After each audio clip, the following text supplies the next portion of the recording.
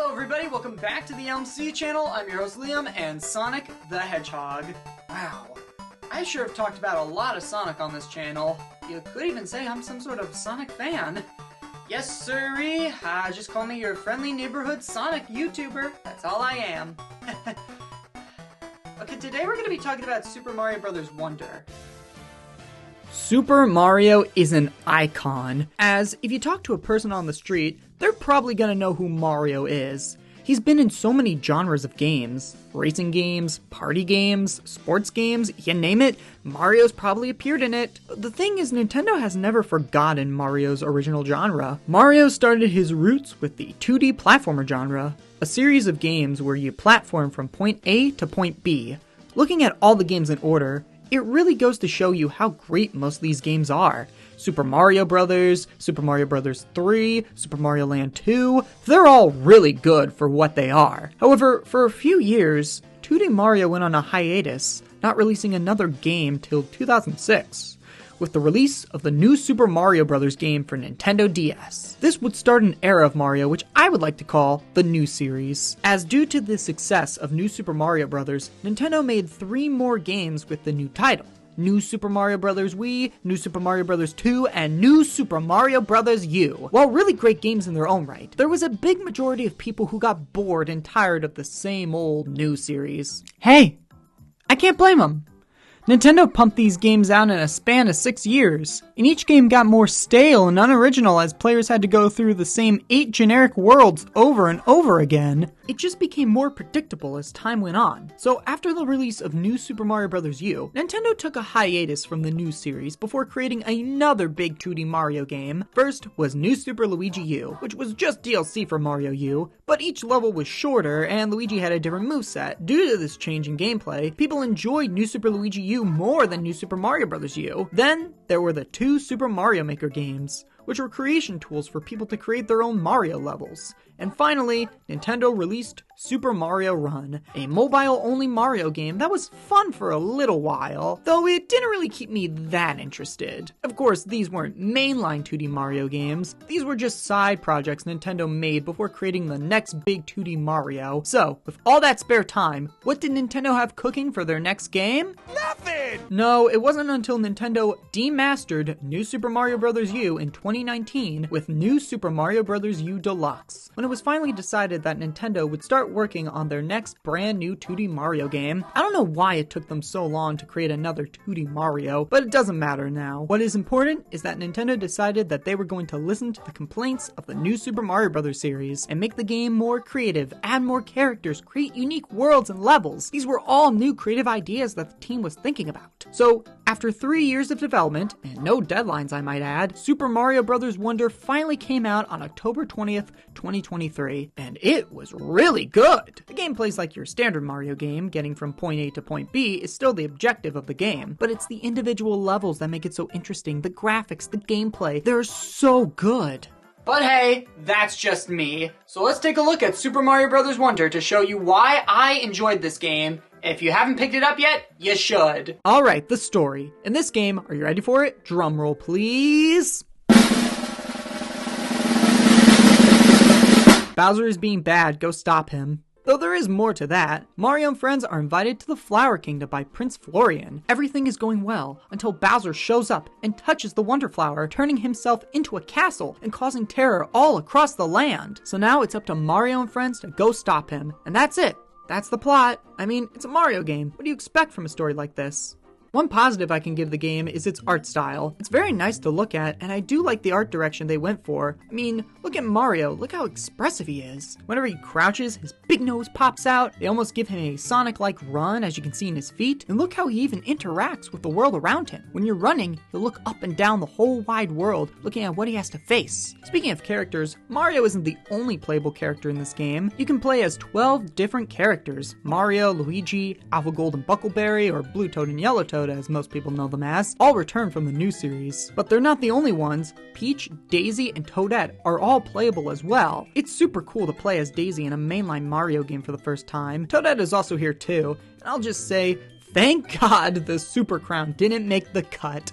Because let's face it, you and I both know we don't want a repeat of 2018. I know. No, you don't. Finally, you can play as Nabbit and 4 different colored Yoshis who won't get damaged, but also can't use power-ups. The Yoshis can also flutter jump and eat enemies, you know, the usual Yoshi stuff. There are so many characters to choose from. It's the reason why I picked Mario throughout my whole playthrough. Hey, call me generic all you want, but I don't care. I like playing as Mario. Though up to 4 players can play through the entire game, just like in New Mario Wii and New Mario U. Now, you would think that this would cause total chaos throughout the levels, but unlike a game like Sonic Superstars, where the multiplayer in that game wanted me and my friends to murder each other, Mario Wonder's multiplayer was actually thought out and was really fun, and our friendship was fixed when we played this game.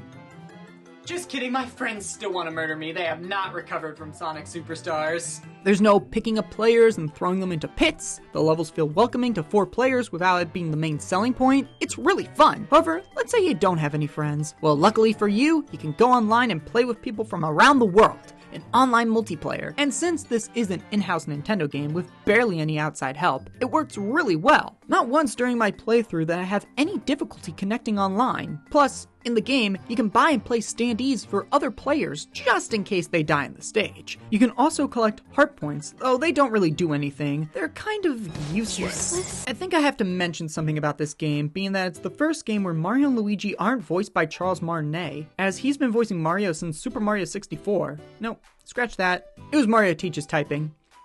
No? Really? Okay, it was actually Super Mario Pinball in 1992. My name's Mario. We have a good time, huh? Arrivederci! And ever since then, he's been the voice of Mario, Luigi, Wario, Waluigi, and a whole bunch of other Mario characters.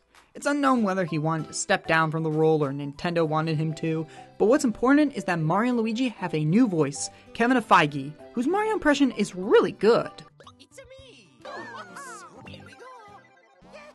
Though his Luigi could be better. Here we go!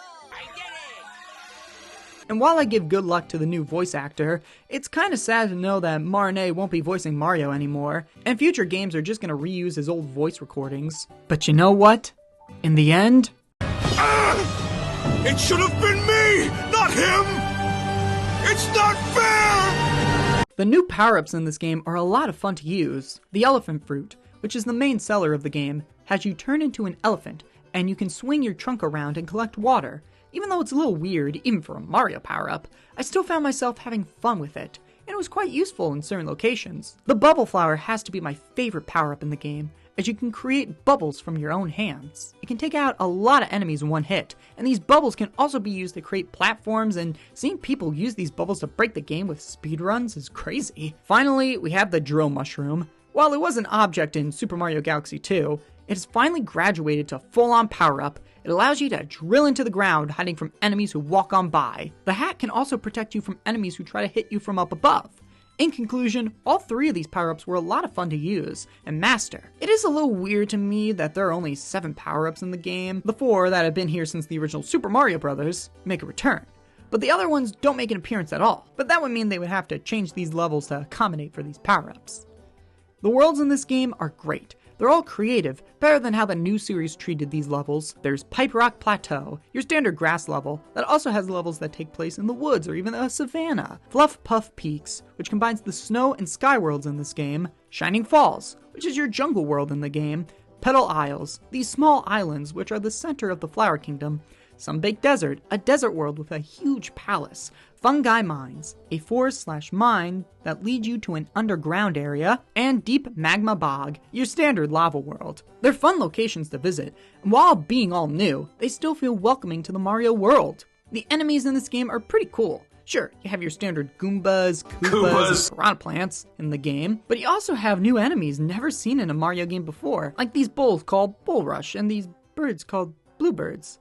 These snails called snails. Oh, come on, you didn't even try with that one. These birdo-looking enemies, skedaddlers, and this has got to be my favorite name for a Mario enemy, this guy named Out My Way. It's pretty funny.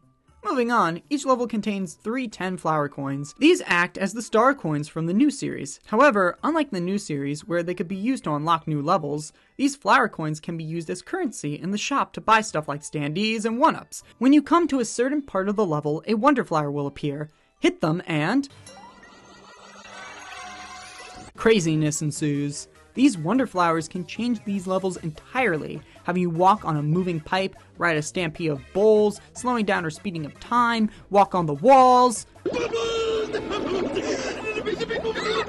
An opera with the return of King Boo, to a moving dragon that has killed me so many times, I don't trust him.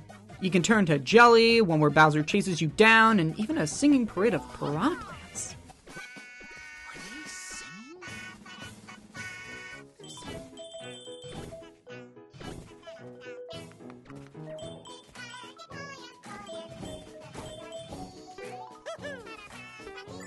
Crazy, right? The best part about these Wonder Flowers is that every main stage has them, and it's impressive that they were able to come up with so many. To get out of the Wonder Stage, you have to collect these Wonder Seeds, which are mandatory to find to beat the game, as you get one within the Wonder Flower world, and one after clearing the stage. In each level, there are these talking flower guys. Talk to them and... What a beautiful day! these guys say a lot of stuff in the game. Refreshing.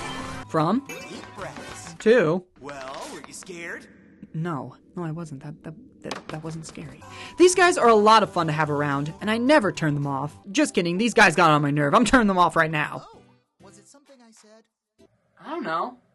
Can you tell me what you said? Because I would love to know. One of the new ideas that this game has are the badges that give your characters an extra ability. Each character can use them. They're like power-ups, but at the same time, they're not really. For instance, you can glide down with your hat that acts like a parachute. There's this dash badge that makes you run fast, or you can use the badge that won't make you stop running! The Luigi high jump, the Mario 2 crouch jump, a wall jump, dolphin kick, and a literal vine the characters pull out. They're pretty good and useful, but I found myself usually sticking to the one I just got. But most of them are fun to use. Just don't use the invisibility badge. Are you crazy? I would never put this on. This isn't a Kaizo game. I'd be a sociopath for putting this on. If you can't choose a badge for a stage, then you can choose the Prince's Choice, which lets the game decide what badge to choose from, though most of the time it's not really that helpful. Really? The dolphin kick badge? My guy, there is no water in this level! Besides the main stages, there's some smaller levels that have tiny extra challenges within them. They're pretty fun to go through. The bosses in this game are alright. You fight against Bowser Jr. 4 times, I might add, which a lot of people had problems with for a game that markets itself on creativity. They sure have uncreative bosses. It's also strange since there are 2 worlds that Bowser Jr. doesn't even invade. Also, Kamek is here and he literally does nothing throughout the story. Once you complete these worlds, you get the Royal Seeds, which are important to weaken Bowser. Once you collect all the Royal Seeds and beat all 6 worlds, you're able to go inside Bowser's castle through a fun little romp until coming to the final stage, putting everything to the test, ending in a fight between you and Bowser. The final boss in this game is so good. It's a rhythm game between you and Bowser. It's so much fun timing the beat to jump on Bowser. It reminds me how bad I am at rhythm games. And that was Super Mario Bros. Wonder, a great game that... oh wait, there's more to this game. Oh, well, in each and every level, there are secret areas that will lead you to the special world in this game, just like many other Mario games. The game gets super hard during the endgame with some pretty tough challenges, but hey, at least they're still fair. And that's why this game is hard, but still fair with its stages. Even the final badge challenge is one of the hardest stages I've ever played in a Mario game. A stage that I died over 50 times to. Though it did get annoying going all the way back to the checkpoint, it was still fun. It's not pulling your hair out, fame the sniper hard. It's like Nintendo actually put effort and play tested their own levels. And that was Super Mario Bros. Wonder, and I had a really great time playing it. Is it my favorite 2D Mario game? Probably not, but it was really good. Definitely worth its Game of the Year nomination, though I kinda wish it won Game of the Year. And the game of the year is Baldur's Gate 3. Super Mario! Baldur's Gate 3 sucks! Well, that wraps up everything. My name is Liam. Thank you so much for watching. Remember to do that thing that every other YouTuber tells you to do. And I'll see you guys next time. Well, that was a lot of fun making that video. I hope to make more reviews in the future as well. Come to think of it, I didn't even say Wonder in the entire review. Well, Super Mario Bros. Wonder is a great game, and I hope everybody has a wonderful experience playing it. I just said Wonder there, didn't I? Damn it.